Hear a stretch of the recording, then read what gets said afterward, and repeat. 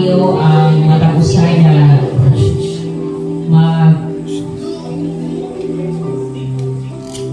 mag-move forward.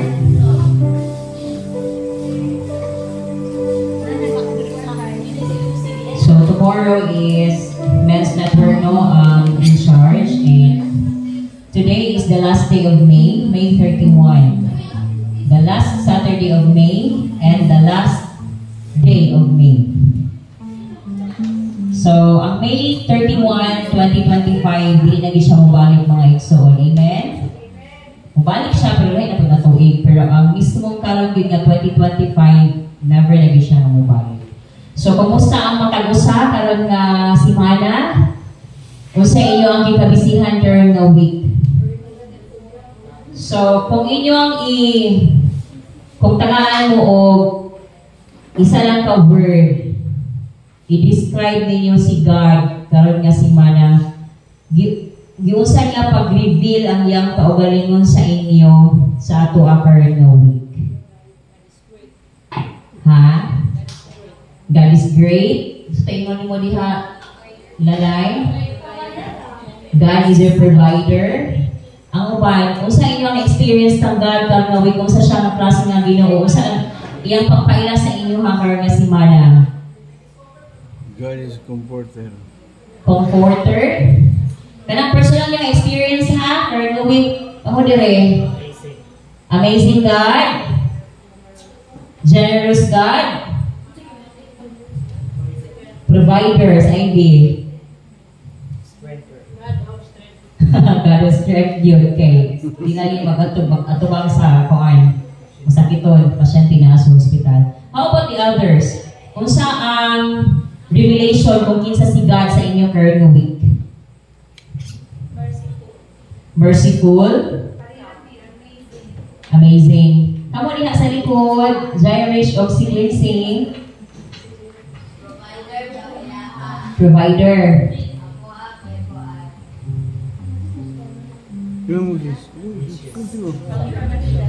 Sama ini betul. Anak. Birthday ba ka? O sama? Ha? Amazing? Kuya Generoso. Protector. Okay. Savior ni mo Moses. Praise the Lord. Oo, si Pastor Lily ay. Kami kay lahi ni experience karon nga week. Provider gihapon. God is the answer. Sige, Sean. Unsa man si God sa imo karon nga week, Sean? Savior. Si Eli. Savior gihapon. Asa mo giluwas? Ha? Sa exam? Ano ka exam? Special program. Anyway, daghan kaayo og gina-reveal mo ang Lord is a God of abundance, a God of miracle, no week, a God who heals, and so much more nga itong nasinapit ikan kaniya. So I just want to read John chapter 11, verses 22 and padulong sa ubos. So, are we ready? Andam na ba ang matag-usa? So, as I read the Word of God, paminaw tano and palipitaw malimong mga tangan natin makapture sa pulong sa Ginoo ang kong basahon para nakagawion. John chapter 11, verse 20.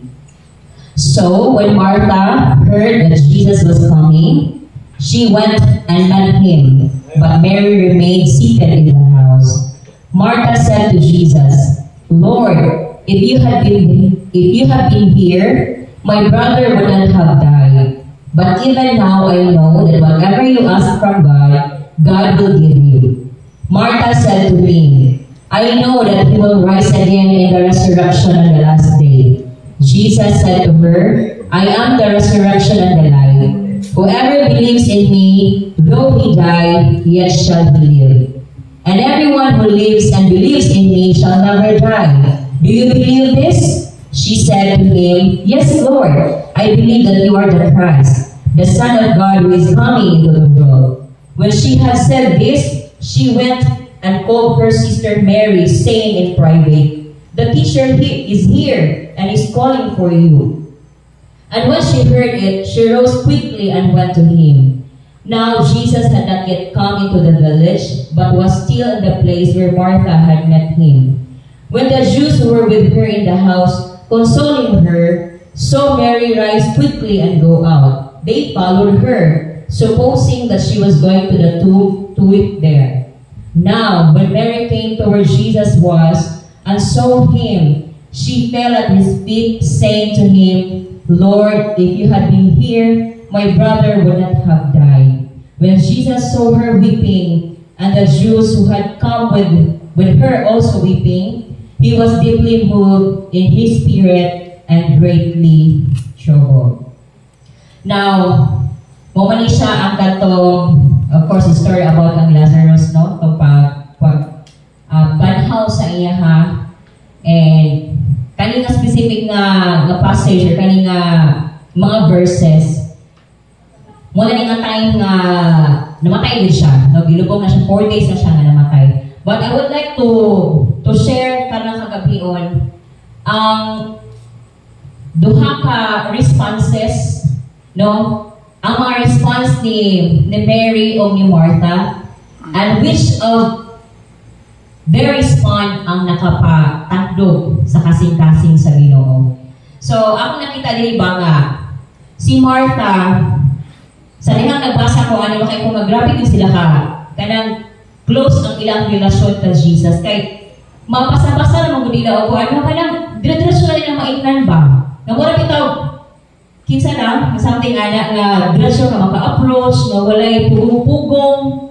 When in fact, si Martha, giyo siya na, "Lord," diretso ba? "Lord, if you had been here, my brother would not have died." Makita na ko ang iyang confidence level, taas kayo. No, taas kayo, diretso nga pag-approach kang Jesus nga, "Lord, kung nakapalang ka diri, di mamatay ka mo ang soon." Let's take a look sa giingon po ni Mary, o sa po ang action yung gibuhat ni Mary. Now, when Mary came to where Jesus was and saw him, she fell at his feet, saying to him the same. The same gahapon na yung giingon nga siya, "Lord, if you had been here, my brother would not have died." Unsay difference nilang duha? Namoy nakita ang difference sa ilang duha kang Martha o kang Mary. Silang tulo, love yun sila ni Jesus. But kaning specific nga scenario, unsa diri ang kalahian sa respond ni or sa pag-approach ni Martha o ni Mary kang Jesus? What's the difference?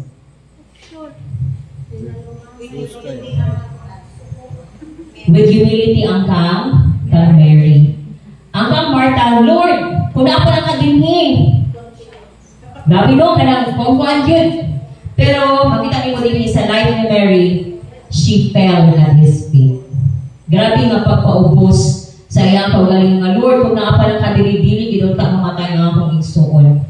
And then, after that, after ang isulti ni Mary, when Jesus saw her weeping, sa dihang nakita ni Jesus na naghilak siya, the Jews who had come with her also weeping, naghilak na ang mga tao, kauban po ni Mary, na nag-uban sa iyang pagsugod kang Jesus, dito na dayon, he was deeply moved in his spirit and greatly troubled.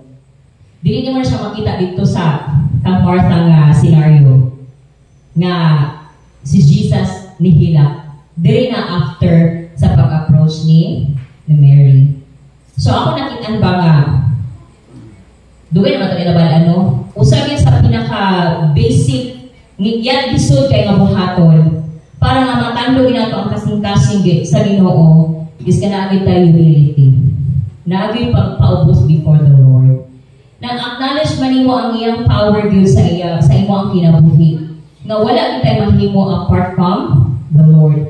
Wala kitay mahimo kung wala ang Ginoo. But kung naasiguro sa atong kinabuhi, greater gid ang mahimo nato. Amen? Amen ba? So, the rest is kung ano man dayon. Kita naman nato do, after ato, tungod kay na-touch siya, iya na siya ipakata, ahaman gilay, or ahaman gilubong, no, si Lazaro. Iya na niya tuan na ito, and mo na dahil iya na dahil gibanhaw. So, karon ang gabi on, ato lang ma-remind ta pagbalik ba, that humbleness before the Lord is very important. Kaya kung wala na siya, lisod yung kaayo ang tao nga na nasa taas, di na kabalo magpaubos, maglisod na kaog, maski pag-approach na ng ng person. And mo po na ginagawa ko ang prayer ba nga, Lord, remain us as we are sa ako nga kanang inaluag lang kapag kinabuhi. Sa karon, magkita ina ko ang kanabitaw, dili pa ko makatuo ba nga lang, employer na rin. Kanang naraday mga tao nga ginahandle, mga tao nga sultuhan, mga tao nga i-minister. Murag, never sa ako ang mind pa nga ni abot ni nga, kaya ako ginagawa sa kanabitaw, masay tao na hindi mo agree kang Roger ka na. Ha? Isang term na. Opposer. Ako ang ting-oppose. Pag nasa yung mga declaration na ingon ani, mo-oppose yun ko kaya di ko gusto. Especially kang mag-business, usa pa ikaw na mag-hindi ko ganahan. Kaya naman mo sa accounting office. And I know, di ka ko HR, nato ko sa accounting, kabalo ko sa struggle. So sa kanegosyo na iwan lumod ng mga trabahante, na ay mga reklamo, kada kung struggle sa finances yun. Kada bitang makapas ka, na ay magkolekta, niya ma-experience ni mong halka, dako kay absolute sa kanang sa checking, o wala ka ha mga dili ko gusto gino taong imong anak. Pero wala po ko kabalo, anong diha na po gibutang sa rin mo ka. Employer na lekahan ba? So ikaw, parehas man ta. Pero, kanang, muna akong prayer bitaw nga, Lord, remain us humble yun. No nga, though na nag-entrust yan, kanang bitang masabta na ako sa mga bata nga, we are just the word. Mga piniyalan niya yun sa Ginoo. And akong kasing-kasing is, for the lost did you happen. No? Para sa mga lost na souls. I do understand the call of the Lord para sa ako personally. Nga nung giabot mi sa kanang punto nga giing-ani sa Ginoo. Despite sa mga nasinatian sa kinabuhi, still, nakuha na ko nga, we really need to be humble before the Lord. Diba? Those who humble themselves, pataas sa Ginoo, pagkatong, magpataas, ipaubos sa Lord. Murag, wala kinahanglan yun ang prayer kanunay, pagdudot sa Ginoo o pagbuhat yun kanunay sa unsa ginapabuhat sa Lord. Kanang dili bitaw ka masigway nga na ka. Lahi na lagi ang iyang ginabuhat ani karon. Mura nawala na sa focus. So, ingana do, usa sa butang nga makapatas sa kasing-kasing sa Ginoo is kanang magpaubos gyud ta. No, like sa gibuhat ni Mary. Amen. Kaya ba nato magpaubos? Lisod na ba kaya na, no? Especially for us mga wives. Agree mo sa ako? Gusto kayo mapaubos towards sa ato ang mga husbands. Gawas na lang dito, grabe na ka na ako ay kanang mature enough na gagaw. Kauna binibay mo ang pride, pero sa limang kaya ato ang bana, masartan na tanila. Pero di po pwede pasagaan mo kaya kasi mga pulang punto nga sumbagan ka ba? No? Na-experience ako nga na doon sa akong pagkakuan yun, hindi ko sumbagan yun, may happy ka.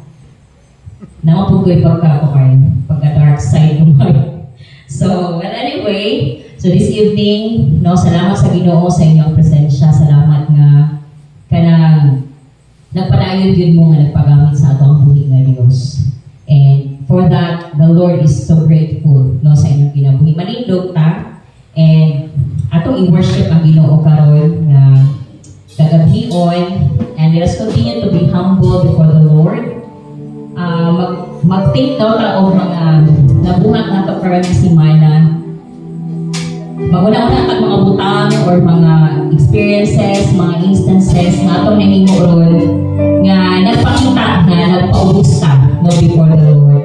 ma-find out nato nga na-reveal sa ato mga para masiman na wala mo na yung nalilihang goal.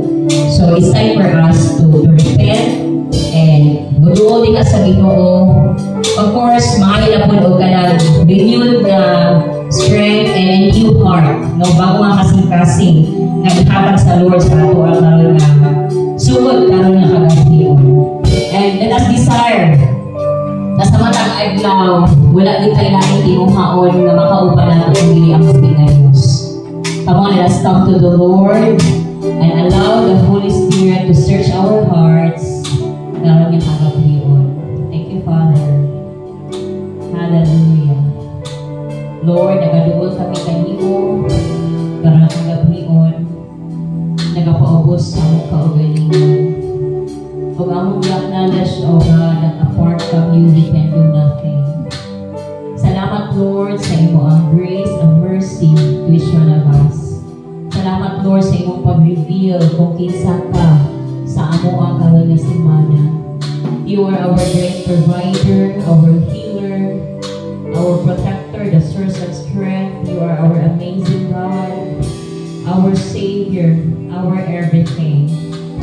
O karang kagabiyon, Ginoo, allow each one of us to buti ang matag usa kanamo, Lord, nga masimba maday kanamo in spirit and in truth. Father, tangtanga unsa man ang nag-occupy sa amo ang mind, sa amo ang heart, na dili ikaw ang amo ang ihuna-huna nag-occupy sa mga problema, ang mga struggles, ang mga concerns of this world. Father, we ask that even for tonight, Lord, mahawas binigha. Tabangin ni Lord na among focus and among attention. Diha lamang kanimo, Ginoong Jesus. And as we sing songs of worship, Lord God, naging kayo reveal sa matagusan namo ka mga kinabuhi. Oh Father, thank you, Lord, for loving us. Thank you for your sustaining grace. Thank you for your mercy. Thank you for your unfailing love, oh God. Thank you for your kindness, for your goodness. Thank you for your faithfulness. Hallelujah. Hallelujah. Oh, thank you, Lord. We worship you, Lord God.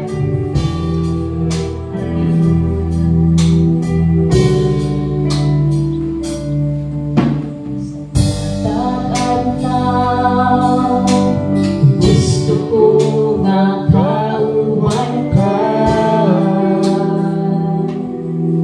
sa matag lakaw, sa tanang buhaton ko.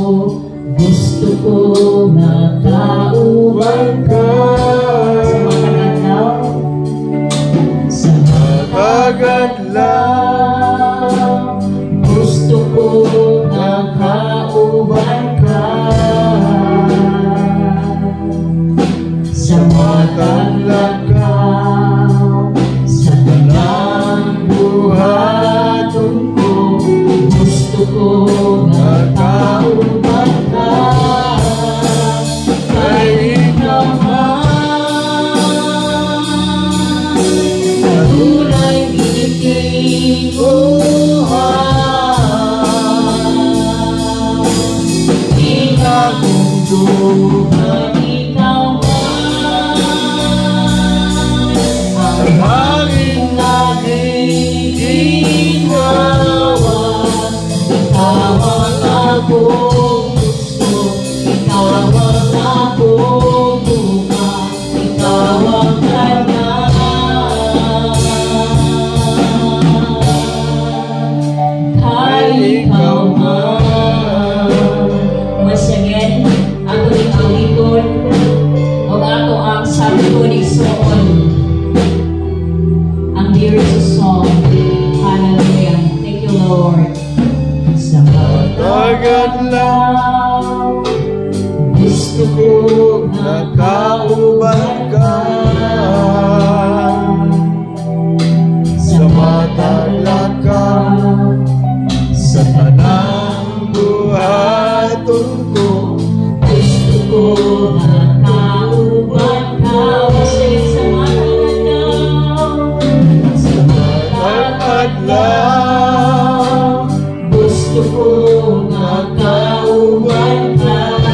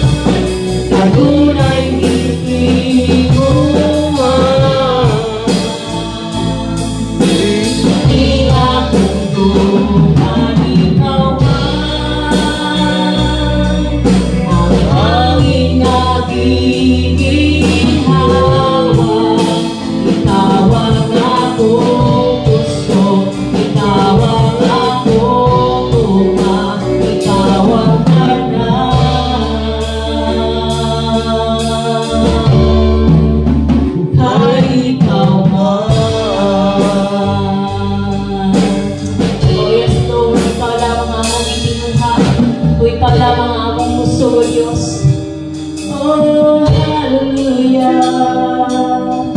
Simbahan ka.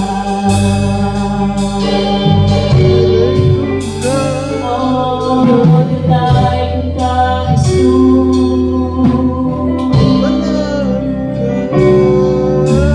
Ikaw ang puso, kanya ko. Kalipay ang galang panas. Umuabot man ang problema, wala'y magkapahimulan, wala'y maikatumanan sa ibong tugma.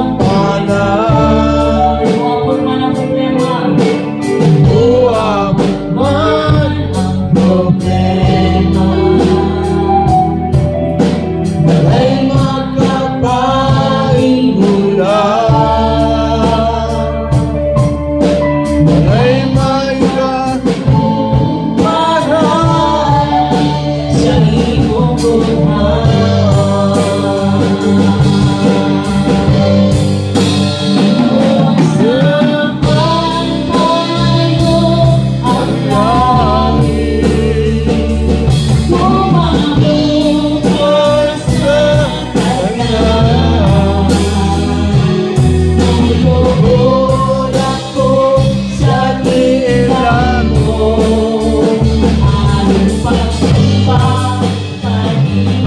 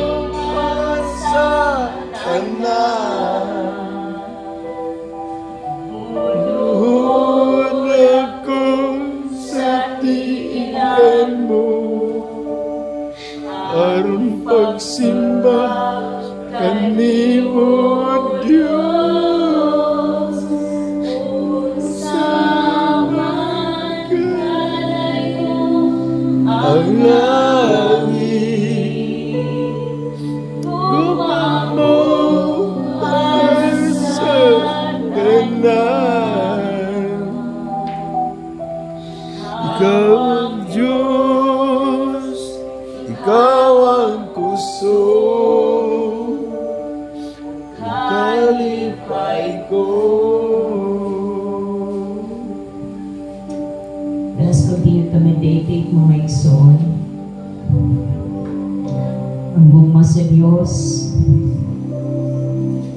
ang pagkamaayo niya sa atong mga kinabuhi. I am just reminded, si Lord, mo inangita sa atoa. Amen. Because of that great love.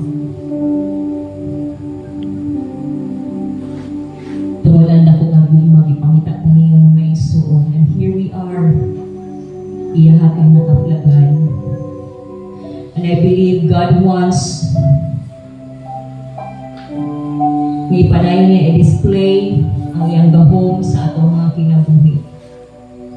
There are instances in our lives na di nato sa may masagtan nga nung ginaalaw sa Ginoo ang mga pagsulay sa ato ang kinabuhi.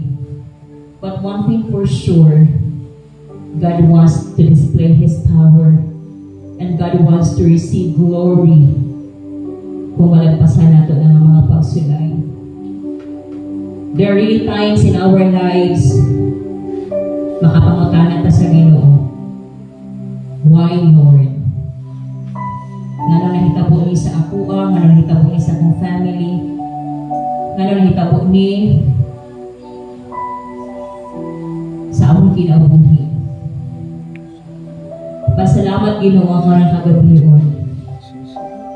Unsa man kalayo ang langit, ang imong gugma para kanang tanan.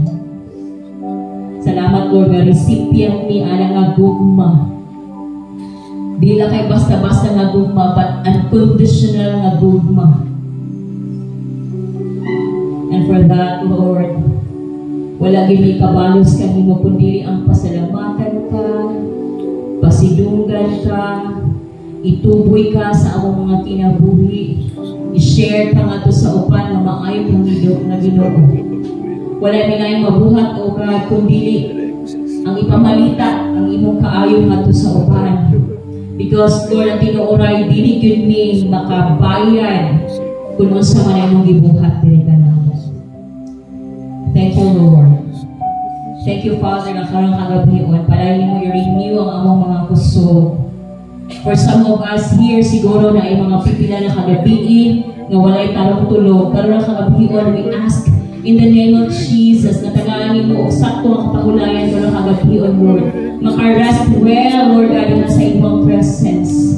O Father, kunaman rin sa mo ang mga struggle, mga troubled mind. In the name of Jesus, salamat sa peace na gikan diha kanimo, Dios. Lord God, kunaman rin ka na mo na kulangan financially. You are indeed our great provider, Lord. Salamat mag-provide ka. Salamat ginotagbuon nimo ang mga panginahanglanon sa mga kaigsuunan karon kagabion. Kunayan ang kinahanglan knowledge and wisdom. Thank you, Lord. Ngayon mo nang ihatag. We ask you, in the name of Jesus, through the power of the Holy Spirit, ihatag ka ng knowledge, ihatag ka ng wisdom sa nagkinahanglan Ginoo karon kagabion. Father, na may mga butang na din na mo maisulti, din na mo ma-share sa among mga kaigsuunan. Diha lang na mo ma-share sa imo. Masalamat, Lord. We are assured na imo kaming tubagon. Thank you, Father God. Even, Lord, sa pagpanayon na mo ang pagpagamit sa among mga kinabuhi. We continue to ask you, Lord God, to help us to be humble all the time before you, Lord God. Wala pisag-usa sa amo ang amang hinambog. Wala pisag-usa sa amo ang magpataas sa among kaugalingon. But all the more may magpaubos, Ginoo. Because kami, Lord God, yung lang itiyanan, aning ang mga talento, Lord, aning ang mga gifts, oh God. Thank you, Jesus. Thank you, Lord. Bisan pa, oh God, ang mga adlaw. Padayon na mong giapang imo ang milagro aning adapit. We ask you, Lord God, to fill this place with your presence, Lord. And even we ask you, Lord God, na mapuno ni nga dapit Ginoo sa mga katawhan, nga uhaw, nga gutom sa iyong presensya, Ginoo. Lord, salamat ang katugtugay ng mga kaigsunan na mga wala na nakitaan, wala na nagsimba. karong palanggaan, among pag-ampo, Lord. Remind them, Lord God. Ikaw magpanugtong kanila na umang adlaw is Sunday, umang adlaw, kanagtingumaon nila, Lord, na magpag-iusa sa mga kapwa nila Kristohanon para ma-revive, ma-encourage sila, Ginoo. Father, we also pray, let's pray sa ato-ato. Bago balik ang mga adlaw, let's pray for anointing ay hatag ng kapaniya. Thank you, Lord. Bisan pa sa mag-share sa imong tulong ang mga adlaw, we pray for anointing. We pray, O God, na mo siyang gamitin mightily, O God. We pray, Lord, na mga pulong ang magaba sa iyong baba, mga hatag pagkasing, hindi naka-transform ang mga kinabuhi. Thank you, O God. We pray, Lord, na ang matag-usar ready po mamudawa sa imong pulong. Ang mga kasing-kasing andang mamudawa sa imo ang i-prepare na message, O God, for each one of us. You bless even, Lord, ang music team. Let's pray for the music team. O Father, you lift up to you, Lord, ang music team. Salamat, Lord. Nagabiton minimo na mag-lead sa mga tao na maka-worship din sila kanimo in spirit and in truth.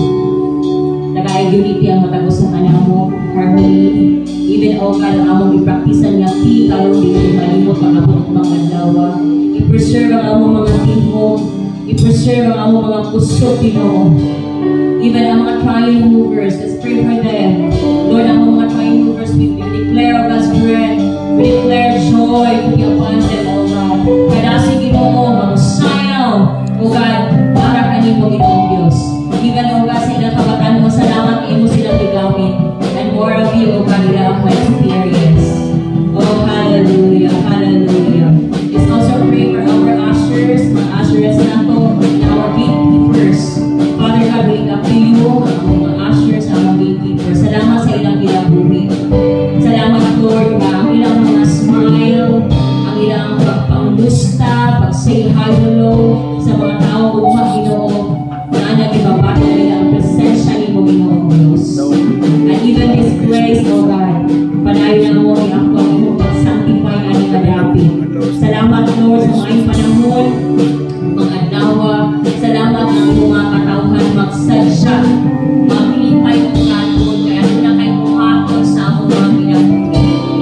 Father, into your hands, we commit everything.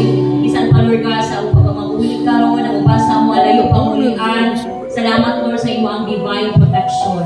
Salamat, Lord, na makaabot ni sa among mga temporary, mga panimalay, safe, sound, and secure, and bring us tomorrow in this place, O God, dili ni malate, O God, but excited me, Lord. Excited me upang adlaw tungod kay naakay dakong buhaton sa among matagos sa mga kinabuhi. Father, once again, among gibalik kanimo ang tanang, duhog, pagpasalamat,